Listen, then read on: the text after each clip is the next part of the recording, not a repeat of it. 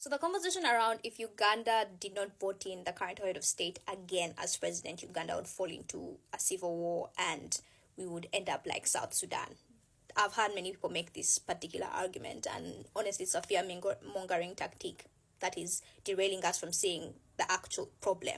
And I'm going to break it down. So I'm going to juxtapose the history of Uganda and the history of South Sudan and tell you what the key issue in Uganda versus South Sudan is. So what exactly caused the civil war in South Sudan? Well, just 2 years into Salva Kiir's presidency, he fell out with his VP, by then Riek Machar.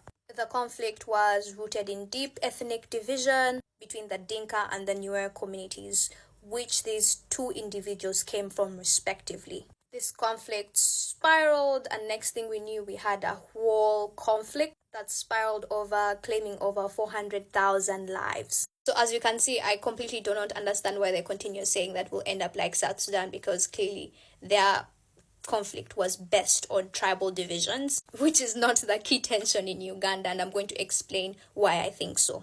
But the key issue with Uganda's case is that hypothetically, if an election came out and the current head of state was voted out, what would essentially happen? And this is where the key issue is: civil-military relations in Uganda. Historically, this has been one of the hotbeds for conflicts in Uganda, but also ethnic confrontation and turbulences. This is very clear in Uganda today, the Baganda, the Banyankole, with all these tribal divides. But also the fact that the military is not subordinate to civilian authority, but to state authority. So there's been a monopolization of every security force: the Uganda People's Defense Forces, the Uganda Police, and currently this special unit called the SFC. So two key issues. We have a partition military that is divided upon tribal lines, but is not subordinate to civilian authority, but is full of high-handedness, right? That's what we saw with Obote during the Kabaka crisis. That's what we also saw with Idi Amin when he purged the military.